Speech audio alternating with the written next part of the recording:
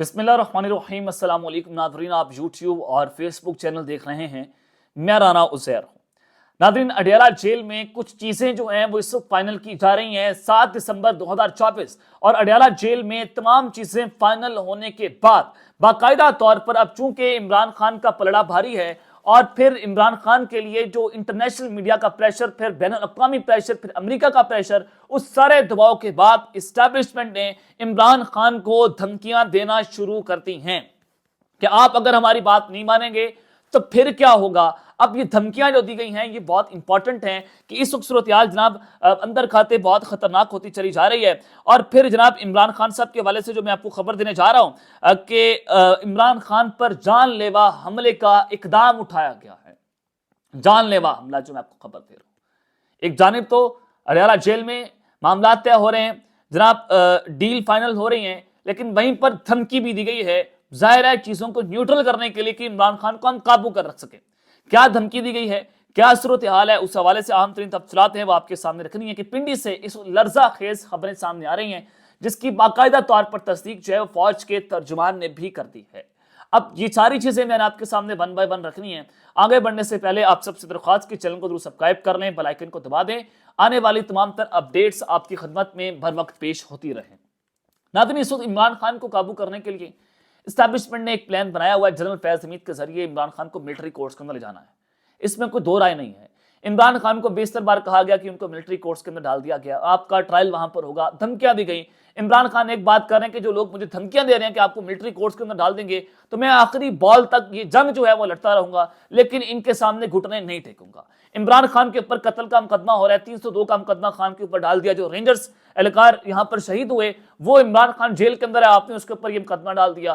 پھر جناب آپ نے دیکھا کہ 302 پر جو ذوالفقار علی بھٹو ہیں ان پر بھی پھانسی ان کو سنا دی گئی تھی، اور جعلی مقدمے کے اندر جوڈیشل مرڈر ان کا کر دیا گیا تھا۔ اب بالکل same as it is case Imran Khan کے ساتھ ہے کہ ان پر اس طرح کے کیسز بنا کر ان کو ملٹری کورٹس میں لے جایا جا رہا ہے کہ جناب وہاں پر جا کر عمران خان کو بلیک میل کر کے ہم ان کو گھٹنے ٹیکنے پر مجبور کر دیں۔ لیکن عمران خان کا آخری یہی پیغام ہے کہ آپ مجھے مارنا چاہتے ہیں مار دیں، اب ایک ہی حل ہے، یا میں مر جاؤں گا یا میں یہ کھیل جیت جاؤں گا۔ جو عمران خان نے عامر مغل کو جو ایک جواب دیا تھا، جس کے بعد جو انہوں نے باہر آ کر رپورٹ کیا تھا۔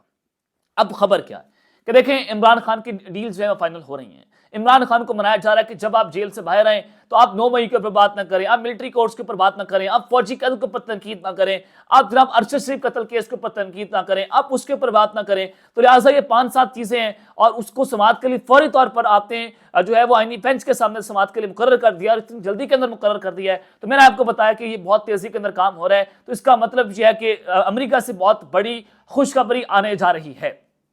تو وہیں پر اب جناب دھمکیوں کا سلسلہ بھی شروع ہو گیا۔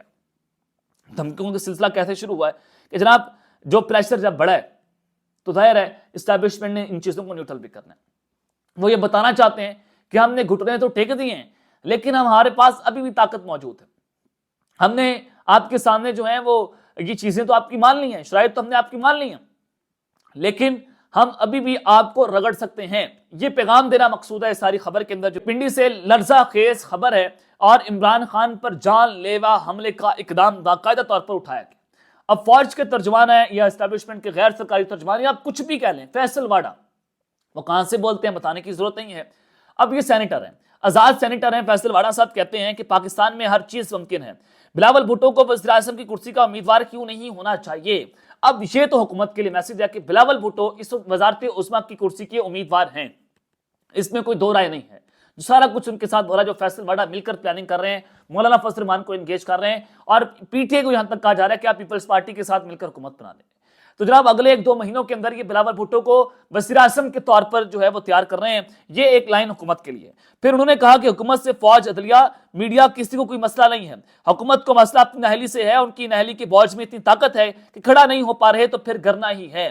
یعنی کہ جو ان کی نااہلی ہے شہباز شریف کی، ان کی حکومت کی، فوج اس کو اپنے کندھوں پر لینے کو تیار نہیں ہے۔ یعنی کہ عمران خان کا بوجھ حکومت نے اسٹیبلشمنٹ کے گاٹے ڈال دیا ہے، اور اسٹیبلشمنٹ کہہ رہی ہے کہ بھائی جان تسی کیا کر رہے ہو، تم کیا کر رہے ہو، آپ نہ ہمیں ڈیفینڈ کر رہے ہیں، نہ آپ ہمارے مقابلے کے لیے سامنے آ رہے ہیں، نہ آپ عمران خان کے خلاف کھڑے ہو رہے ہیں، تو پھر ہم سارا کام کرنے آئے ہیں یہاں پر۔ کیا اکانومی ہم نے سنبھالنی ہے، سیاست ہم نے آپ کی دیکھنی ہے، हमने उंगली पकड़कर आपको चलाना, फिर आप क्या यहाँ पर करने आए हैं? तो उसके अल्टरनेटिव जो है प्लान्स तैयार किए गए हैं कि बिलावल भुट्टो को अगला वज़ीर आज़म बनाना है।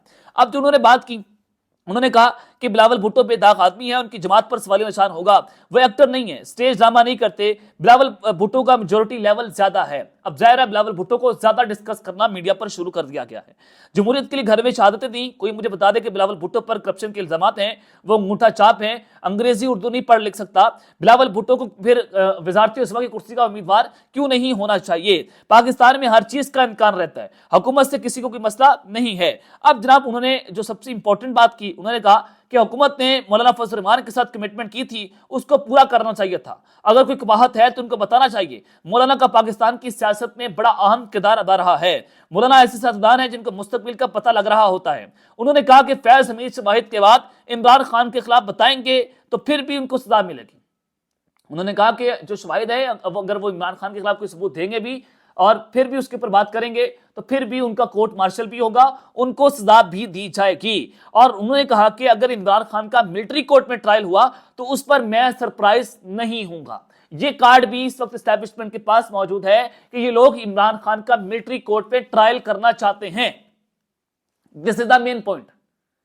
आप यहां पर रुक जाएं थोड़ी देर के लिए कि एक जानिब इमरान खान को डील के लिए फाइनल मामला उनके साथ आप तय करने की कोशिशें कर रहे हैं, साथ ही आप धमकी ये दे रहे हैं कि इमरान खान साहब अगर हमारी ये शराइत नहीं मानते, अगर इमरान खान बाहर निकलता है, उसी तरह से बाहर निकलता है, वो 9 मई के ऊपर बात करता है, वो अर्शद शेख कत्ल केस पर बात करता है, वो बाकी केसेस के ऊपर बात करता है, तो लिहाजा अगर खान ने ये किया तो हमारे पास अभी तक मिलिट्री कोर्ट्स का ऑप्शन मौजूद है, खान को वहां पर धकेलेंगे, जो सजा हम जनरल फैज हमीद को देंगे, फिर इमरान खान के लिए भी ये फांसी का फंदा इस वक्त तैयार है मिलिट्री कोर्ट्स वाला। ये फांसी जनाब यहां पर बेसिकली दी गई है। और उन्होंने कहा कि मेरी सोच ये है कि फैज हमीद को कोर्ट मार्शल के साथ सजा भी होगी। फैज हमीद ताकतवर थे, उनका एहतसाब होगा, बड़े बड़े सीधे हो जाएंगे। 14 नवंबर से कबल फैज हमीद के खिलाफ अहम खबरें आना शुरू होंगी। 14 दिसंबर से कबल कि जनाब अहम खबरें आना शुरू हो जाएंगी।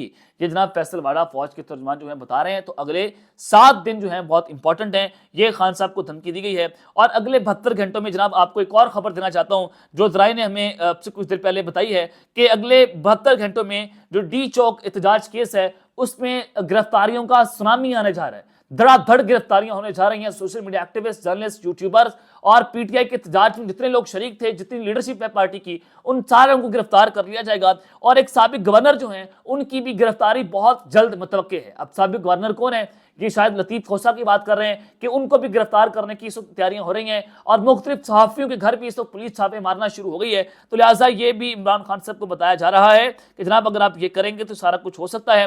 हामिद मीर साहब ने यह इंकशाफ किया है कि मुज़ाकरात का मामला इमरान खान की मशरूत रहाई तक जा पहुंच गया था। इमरान खान 2-3 हफ्ते में रहाई चाहते थे, खान साहब हुकूमत 2-3 हफ्तों में रहाई चाहती थी और खान साहब जो है फौरी रहाई चाहते थे। लेकिन जब हुकूमत ने फौरी रहाई से इनकार किया तो डील ना हो सकी। ये जनाब चीजें अंदर खाते हामिद मीर साहब ने इंकशाफ किया है कि फिर जनाब डील नहीं हो पाई। और फिर फैसल वाडा कह रहे हैं कि इमरान खान ने खुद कभी करप्शन नहीं की, उनके नाम पर करप्शन की जाती रही है। खान साहब ने खुद कभी करप्शन नहीं की। ये चलें इस्टेब्लिशमेंट ने तस्लीम कर लिया है कि खान साहब जो है वो मॉरली करप्ट नहीं है, वो जनाब पैसों का पुजारी नहीं है, उसने सिस्टम को नुकसान नहीं पहुंचाया। ये एक बात जो है उनकी यहाँ पर भी मानी गई है। लेकिन अब साथ ही साथ धमकियाँ भी उनको जनाब दी जा रही हैं। तब तक के लिए इतना ही अपना ख्याल रखिएगा और इस जंग अपने लाजमी ख्याल रखना है। अल्लाह ने के बाद पाकिस्तान जिंदाबाद।